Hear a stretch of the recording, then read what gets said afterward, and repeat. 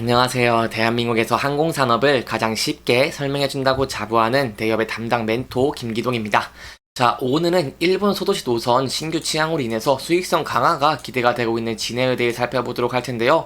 구체적으로 어떠한 일본 소도시를 신규 취항을 했고, 그리고 저희가 앞으로 기대해 볼 수 있는 이런 추가 상승 모멘텀이 어떤 부분들이 있는지를 제가 영상 속에서 자세하게 풀어보도록 할 테니까요. 딱 5분만 집중한다고 생각하시고 지켜봐 주시면 정말 감사하겠습니다.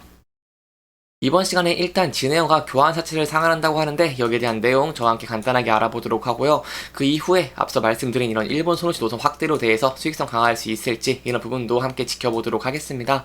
그리고 마지막으로 일본 지방 노선의 현황 그리고 앞으로의 전망을 함께 알아보면서 이 수익성이 얼마나 좋아질 수 있고 저희가 어떤 부분들을 기대할 수 있는지 이런 부분까지 제가 이런 순서대로 중요한 내용들을 하나하나 풀어가 보도록 할 테니까요. 영상 시청 전에 좋아요와 구독 한 번씩만 눌러주시면 정말 감사하겠습니다.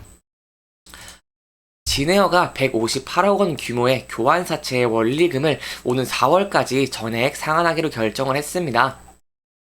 이 교환사채에 대해서 조금 낯설어 하시는 분들이 계실 것 같은데요. 여기에 대한 내용을 좀 설명을 드리고자고 한다면 교환사채는 간단하게 말해서 기업이 발행한 채권입니다. 따라서 이 채권을 보유한 투자자가 일정 기간 동안에 다른 회사의 주식으로 교환할 수 있는 권리를 가지고 있는 것인데요. 사채권자의 의사에 따라서 이러한 사채를 교환사채 발행 기업이 보유하고 있는 여기선 진에어겠죠. 이 진에어가 보유를 하고 있는 타사 주식 등 여타의 유가 증권과 이 교환할 수 있는 선택권이 부여된 것이라고 할 수 있겠습니다. 이러한 주식 교환권을 부여를 해서 장래의 주식 가격이 상승을 하게 된다면 여기에 따라서 투자 수익을 기대할 수 있고 이 반면 통상적으로 좀 이자율은 낮다라고 볼 수 있겠습니다. 추가적으로 주식을 바꿀 수 있다는 점에서 저희가 알고 계시는 이런 전환사채와 비슷하다고 할 수 있겠지만 발행회사의 주식이 아니라 다른 회사의 주식으로 교환하는 차이가 있다고 할 수 있겠고요. 진에어 같은 경우에 여기서 그러면 어떤 주식을 걸었냐라고 하면 바로 자사주를 걸었습니다. 사실상 이렇게 진에어의 주식 상한에 관련된 얘기라는 것이겠죠. 그렇기 때문에 진에어 같은 경우에는 이렇게 교환사채를 상환을 하고 발생하는 자사주에 대해서 또 활용하는 등 논의를 하고 있고요. 이 EB, 교환사채는 EB라고 하는데요. EB 같은 경우 EB는 만기 상환할 예정이고 자사주 활용 등은 또 추후 계획하면서 좀 검토를 하고 있다고 하니까 여기에 대한 내용들 또 추가적인 내용이 나온다고 한다면 제가 여러분들에게 또 자세하게 설명드리도록 하겠습니다. 진에어 같은 경우는 21년 4월에 한국투자증권에서 자사주를 전량으로 교환 대상으로 하는 EB를 자리에 좀 발행한 바가 있습니다. 코로나19 확산 당시에 아무래도 여행객이 좀 발길이 끊기고 현금 흐름이 막히자 자사주 전량 1.53%를 활용을 하면서 여유 자금을 확보를 하기 위해 이 같은 EB를 발행한 것으로 보였고요.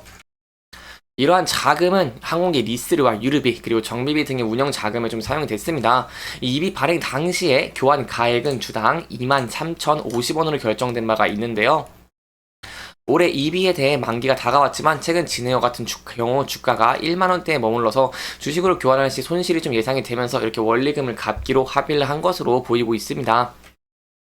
진에어가 EB를 발행할 당시에는 좀 적자를 보였지만 지난해에 업황이 큰 폭으로 개선이 되면서 사상 최대 매출 그리고 영업이익을 거두면서 이렇게 원리금을 상환을 해도 재무적으로 큰 부담이 없을 것이라고 저희가 볼 수 있겠습니다.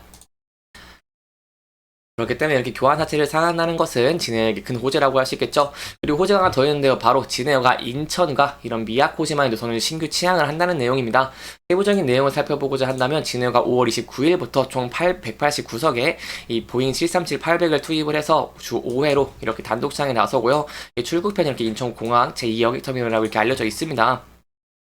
이러한 미야코지마 같은 경우에는요. 일본의 몰디브라고 불리고 있습니다.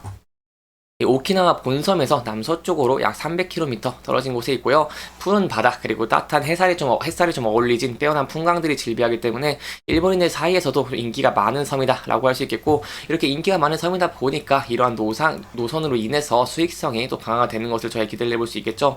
또한 이러한 미야코지마의 노선 신규 취항 같은 경우 국내 처음이라고 할 수 있겠는데요.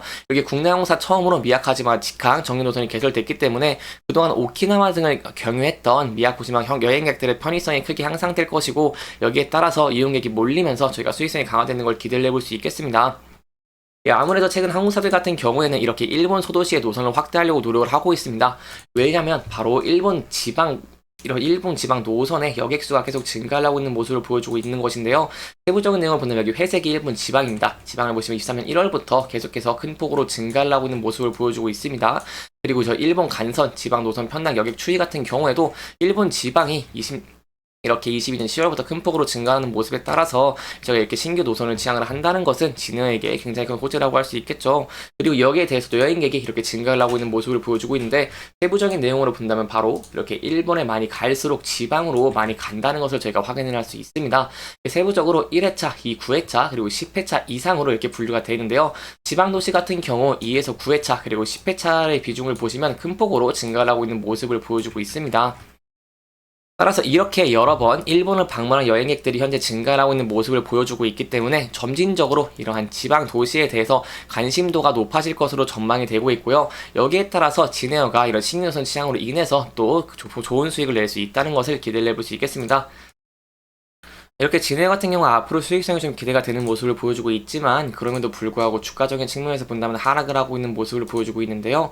그렇기 때문에 이 부분에서 저희가 어떻게 대응 전략을 짜는 게 좋냐면, 바로 진해 같은 경우 현재 이렇게 저점들을 세 개를 좀 연결하면서 그어보면 이 저점을 계속 올라가면서 주가가 형성이 되고 있는 모습을 보여주고 있습니다.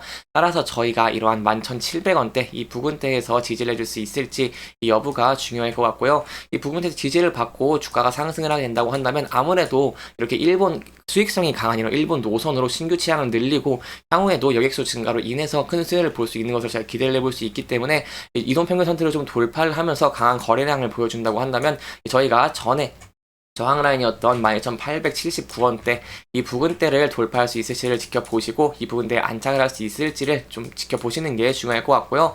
만약 주가가 하락을 하게 된다고 한다면 저희가 전 저점 부분인 이 만원대에서 지지를 받을 수 있을지 여부가 굉장히 중요할 것 같습니다. 만약 이 부분대를 이탈하게 된다고 한다면 아무래도 전 저점을 이탈하는 모습을 보여주는 것이기 때문에 여기에 대해서는 리스크적인 관리를 하시는 게 안전한 투자의 방법 중에 하나가 되지 않겠나라고 말씀을 드려볼 수 있겠습니다. 이렇게 이번 영상은 이런 진에어의 추가적인 성장 기대감 그리고 주가 상승 모멘텀들을 조금 짚어보면서 진행을 했고요. 해당 영상은 개인적인 의견이 많이 들어갔기 때문에 투자자분들의 주관적인 생각과 해당 내용을 토대로 현명한 선택을 하시면 좋을 것 같습니다. 영상 잘 보셨다면 좋아요와 구독 부탁드리면서 오늘 영상 마무리하도록 하겠습니다. 끝까지 시청해주셔서 감사합니다.